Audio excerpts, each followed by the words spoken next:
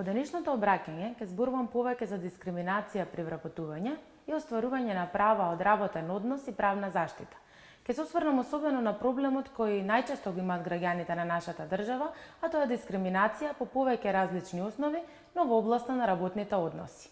Дискриминацијата представува нееднаков третман кон едно лице или кон група на луѓе. Нееднаквото постапување ги спречува луѓето да ги остварат своите права или да делуваат слободно, за разлика од други луѓе кои не се спречени во остварување на своите права, а се наоѓаат во иста или слична ситуација.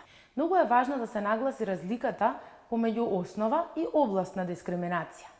Основите на дискриминација се утврдени во нашиот закон за спречување и заштита од дискриминација, како лекс специјалис која уредува оваа материја. Во овој закон, како основ, се набројани пол, раса, боја на кожа, род, припадност на маргинализирана група, етничка припадност, јазик, државјанство, социјално потекло, религија или верско уверување и други видови уверувања, образование, политичка припадност, личен и општествен статус, ментална и телесна попреченост, возраст, семејна или брачна состојба, имотен статус, здравствена состојба или која било друга основа која е предвидена со закон или ратификуван меѓународен договор.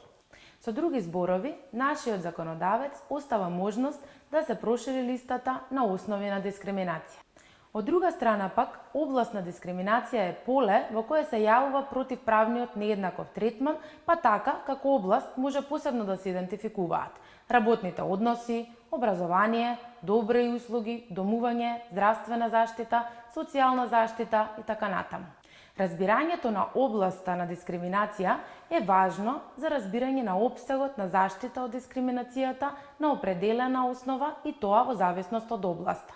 Правото на работа представува едно од фундаменталните човекови права загарантирани со Уставот на нашата држава, како и со бројни меѓународни договори кои во својата ратификација представуваат дел од домашното законодавство.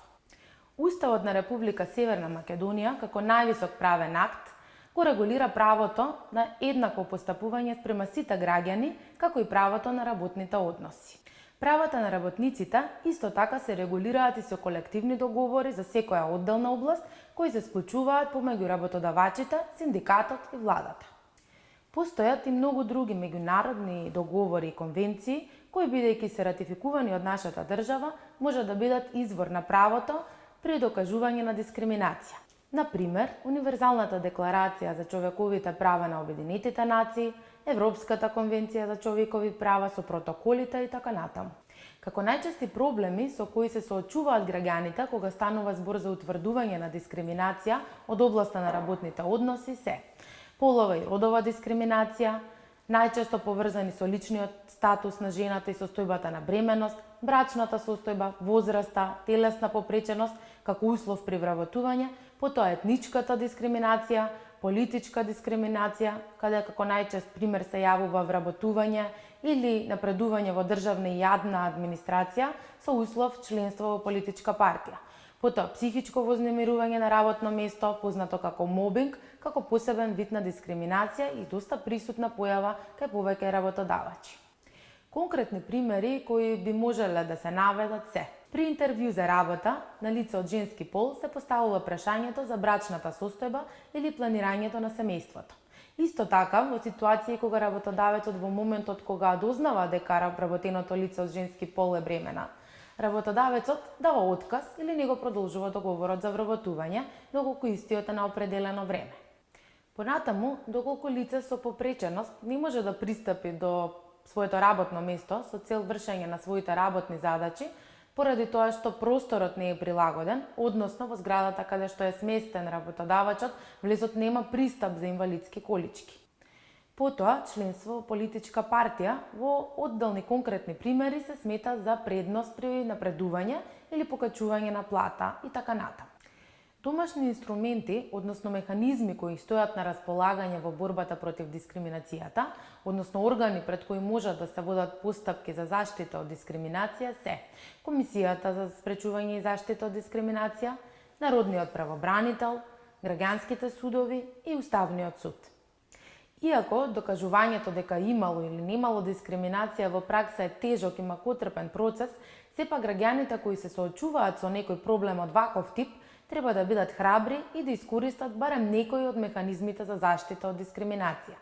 Како препорачлива, наедноставна и воедно најекономична постапка е онаа која се води пред Комисијата за заштита од дискриминација, која дава мислење и утврдува дека постои дискриминација во конкретниот случај.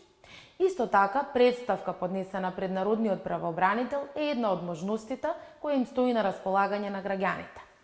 Постапката за утврдување на дискриминација пред граѓанските судови би била многу поедноставна, доколку претходно Комисијата или некој друг орган како Народниот правобранител дадат мислење дека постои нееднаков третман, односно утврдат дискриминација.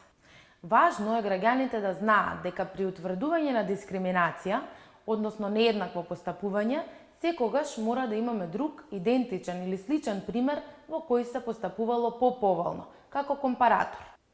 Единствено во случаи во кои се докажува дискриминација по основ на личен статус бременост, не е потребен компаратор. Целта на пријавувањето и барањето заштита на правата и слободите поради нееднаков третман и утврдување на дискриминација е казнување на оние кои го повредиле правото на еднаквост и престанок, односно спречување на тамошни действија од ваков тип. Нам, како направни практичари, ни останува да ги мотивираме граѓаните да водат постапки и да пријавуваат дискриминација по било кој основ и во било која област, со цел да им бидат навремено заштитени нивните загарантирани права.